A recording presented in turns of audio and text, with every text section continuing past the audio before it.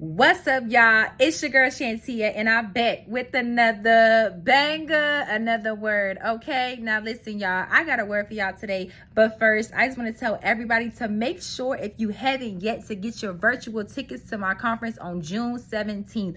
I promise you, you do not want to miss this conference. God is doing it big. Okay, now listen, y'all, let's get straight into the word. And so the title of this video is Keep Your Posture in Position. Okay, keep your posture in position. Now let me tell y'all how this word even came about. This is a word that I gave recently today, actually, at a speaking engagement that I had. But let me tell you how funny God is. Okay, and so the name of the speaking engagement is High Esteem, High Tea. Okay, and so, but the thing that stood out to me was the high tea part, okay? And so as I began researching what high tea was, I realized that there was two different types of teas, okay? There is an afternoon tea, okay, in the British culture, where they have the dainty little, small foods like cupcakes or macaroons, or, like the cute food fingers. And then you have the high tea, which I've never heard before, nor did I ever know that there was a difference between the two. But high tea is served in the early evening, okay? And in high tea, it was saying how when you come into the room, you're seated at a higher table and a higher countertop. But not only that, you're also seated in a higher position. And so the chair that you're seated in is not an average chair. It's a chair that requires a new version of you. It's a chair that requires you to step out your comfort zone. It's a chair that you're going to have to grow in. And so as I was reading and researching, I was looking up at the high chair, and the high chair was saying that it has a high back, okay? And so listen, y'all know those royalty type of looking chairs, okay, that has a high back in it, okay? And so God started speaking to me about keeping your posture in position, not knowing, y'all, that the day before I would make this word, which was yesterday, I had attended an event where I was seated in a high chair. Listen.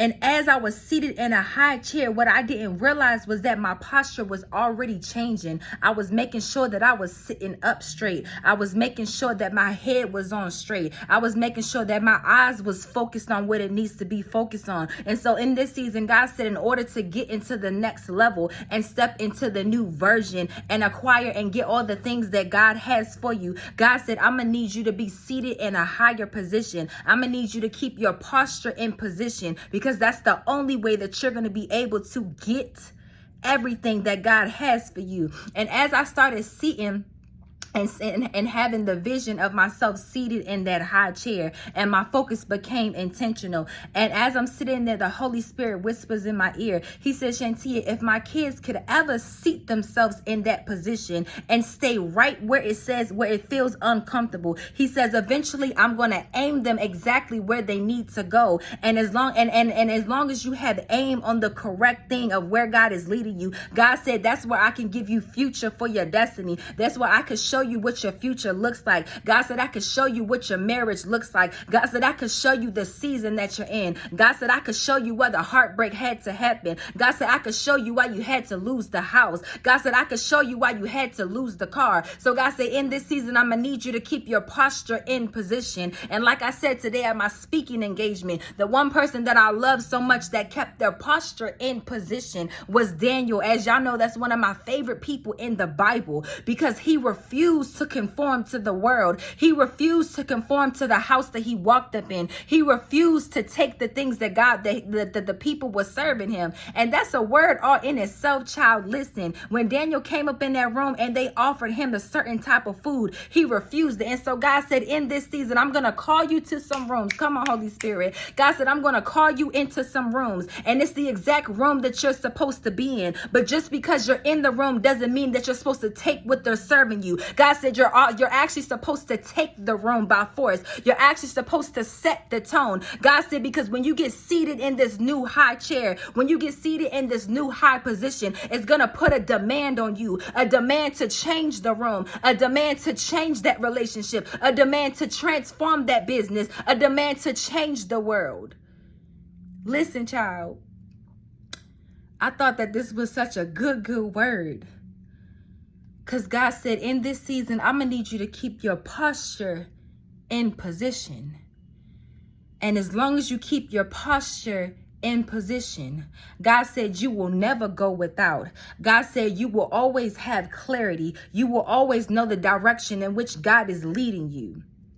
And you will also hear his voice so clearly on when to take the next step. So listen, child.